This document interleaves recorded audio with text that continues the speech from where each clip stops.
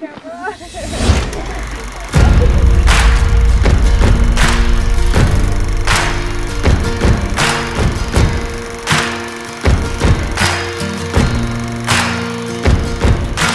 take all the pieces of my life, put them back together, make it all alright.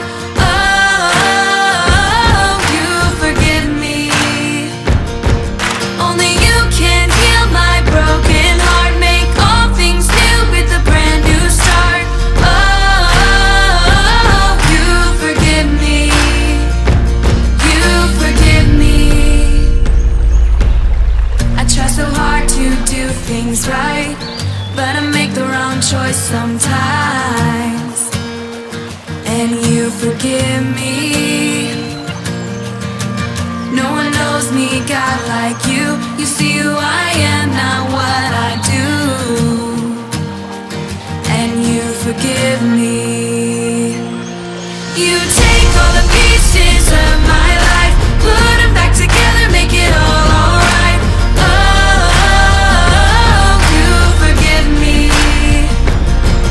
Only you can heal my broken heart, make all things new with a brand new start. Oh, you forgive me. I try so hard to do things right, but I make the wrong choice sometimes. And you forgive me. No one knows me, God, like you. You see who I am, not what I do. And you forgive me. You take all the pieces of my life, put them back together, make it all alright. Oh, you forgive me. Only you can heal my broken heart, make all things new with a brand new start. Oh, you forgive me. You take all the pieces of my life, put them back together, make it all alright. Oh, you forgive me. Only you can heal my broken heart, make all things new with a brand new start. Oh, you forgive me. You forgive me.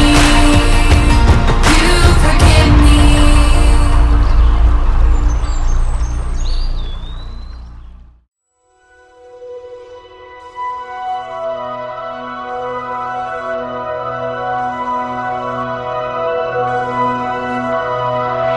Who am I that the highest king would welcome me? I was lost, but he brought me in. Oh, his love for me. Oh, his love for me. Who the sun sets free, oh, is free indeed. I'm a child of God, yes I am. Free at last, he has ransomed me. His grace runs deep. While I was a slave to sin, Jesus died for me. Yes, he died for me. Who the sun sets free, oh, is free indeed. I'm a child of God, yes I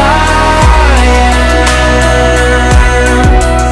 In my Father's house, there's a place for me. I'm a child of God, yes I am.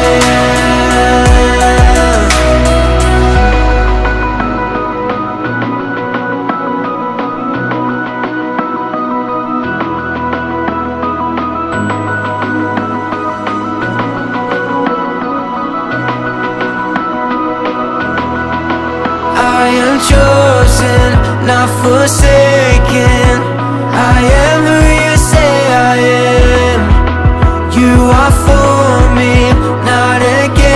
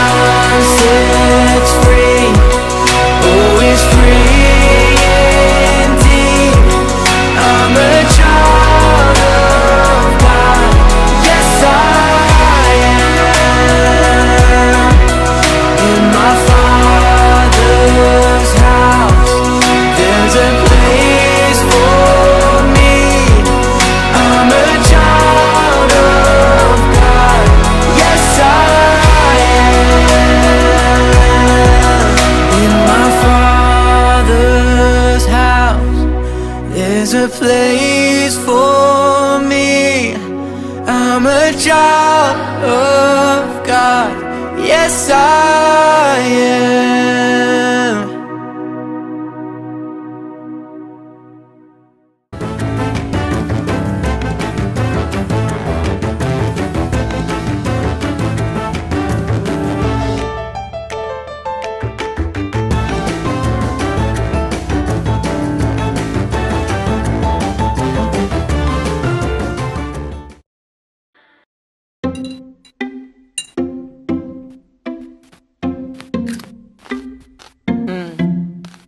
Welcome to Story Lab. This week, we're talking about friendship. And we take a look at one of the most important things to keep a great friend. This episode of Story Lab is now in session.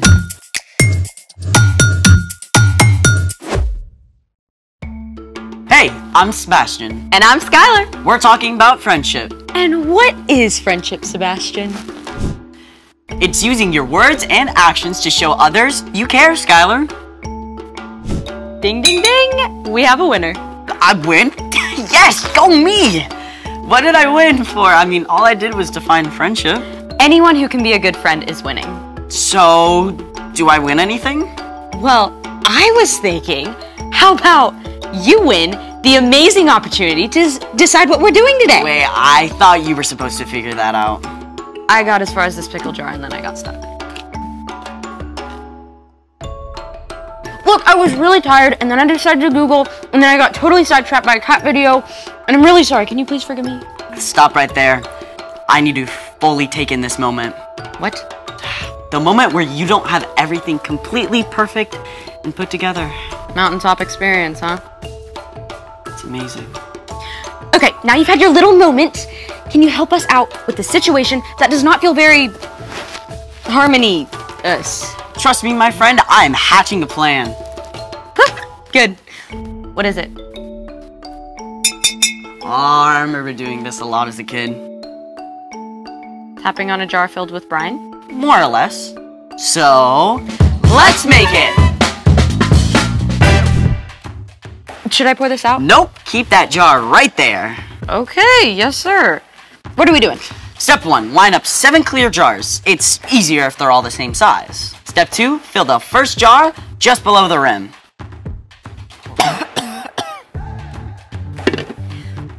What about the others? Oops, need more water.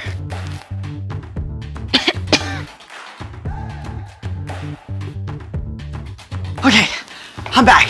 Okay, so the second jar gets about a quarter cup less. Hey, what happened to my water? Oh, sorry, I didn't realize it mattered exactly You drank the experiment? I was thirsty after all those pickles!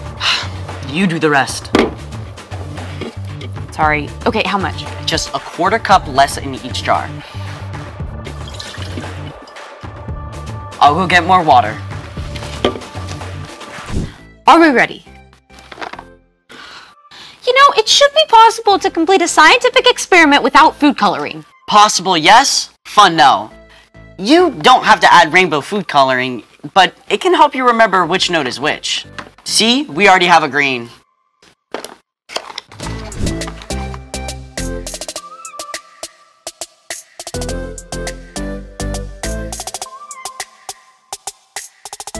You want to tell everyone what we have here? This, my friends, is a water xylophone. So cool. Can I try? I won't mess it up anymore. Promise. Okay, fine. Thank you.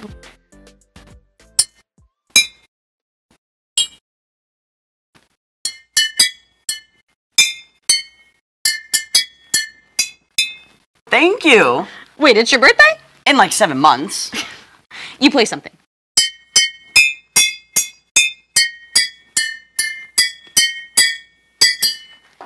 Is that Ode to Joy? I'm impressed! Okay, do it.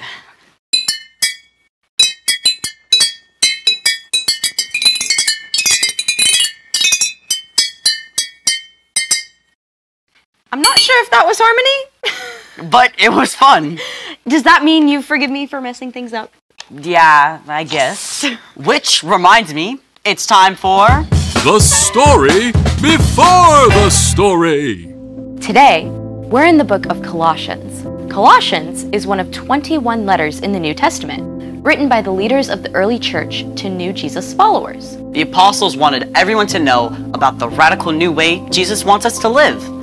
In the Roman Empire, people like women, children, poor people, and enslaved people were viewed as worthless, with no hope of something better. But within the church, all people were viewed as equal because the believers knew that God loves everyone. But the Apostle Paul heard that some false teachers were spreading lies about who Jesus is and what it means to follow him. So Paul wrote a special letter to set the record straight. Which is where our story starts. Take it away. Hey everyone, I'm Padma. The Apostle Paul was pretty upset when he discovered false teachers were spreading lies about Jesus. So, even though he was under house arrest at the time, he wrote a letter to remind them of the truth. The Son is the exact likeness of God who can't be seen. The Son is first and he is over all creation. Paul made it clear Jesus shares God's power, and that it's only through following Jesus that we can live a life pleasing to God. Toward the end of the letter, Paul got down to the nitty-gritty of what that looks like. Put up with one another. Forgive one another if you are holding something against someone. Forgive, just as the Lord forgave you. Short and sweet, huh? But wow, there's a lot packed inside. First off, put up with one another. That means treating each other with kindness, even if your friend doesn't agree with you about everything. Let's be real. People are gonna do and say things that bug you, even your friends. If you turn your back on everyone that annoys you, you're gonna be awfully lonely. Now, let's take a look at the second part of the verse. Forgive one another if you're holding something against someone. Okay, let's say you're in PE class and your friend picked someone else for the team when you thought they should have picked you. At first, it just bugs you a little, like a pebble that got stuck in your shoe.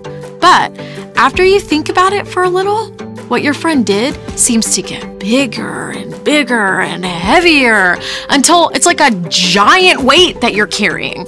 As long as you keep thinking about it and holding on to that weight, it will get between you and your friend.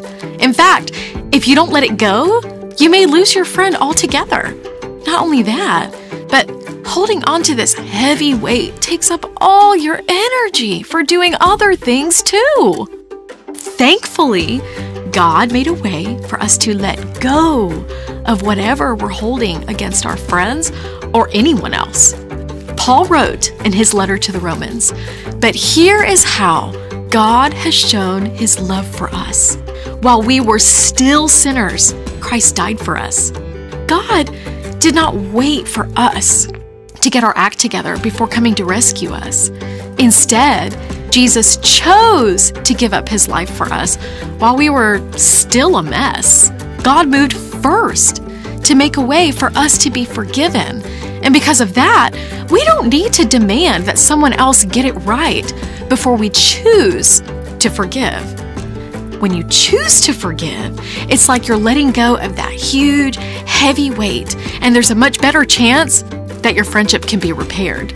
Now, forgiving a friend does not mean that what they did was okay or that you have to let them keep hurting you.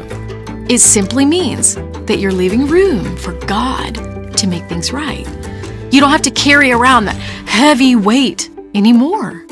When you choose to forgive your friends, you may find that they're more ready to forgive you too. Let's see our verse all together again. Put up with one another. Forgive one another if you're holding something against someone. Forgive just as the Lord forgave you. Paul went on to write, "Let the peace of Christ rule in your hearts. As parts of one body, you were appointed to live in peace." We can only live in true peace and friendship with others when we make the choice to let go and forgive. The end. Wow, that's a hard one. Yeah, I mean, I hardly ever feel like forgiving. It's easier to keep focusing on how someone has wronged me. That's right. Forgiveness has to be a choice. So, what's our part in the story? Paul wanted the Colossians to see just how important Jesus is. And when you're following Jesus, it becomes easier to show love to others. Like through forgiveness. Exactly. And it's often the people we're closest to and love most that hurt us, even if they don't mean to. People like our friends and family. One of the best ways to maintain your relationship is to be quick to forgive. Like if you feel like one of your friends is ignoring you, you can forgive. If a friend says something hurtful to you, you can forgive. If your friend crashed your new bike, you can forgive. Exactly. You should never let someone keep hurting you, but in many cases, forgiveness can be the glue that helps friends stick together. All you have to do is let it go, let it go. If your friends start singing overdone musical numbers, you can forgive. I think you've got it. See you next time. Bye. So here's the thing. Friends forgive one another. Thanks for forgiving me and for figuring out our experiment. Anytime. No! We're supposed to put up with each other, right? I'm not sure that includes Baby Shark. Thanks for joining us in the Story Lab. See you next time. No Baby Shark.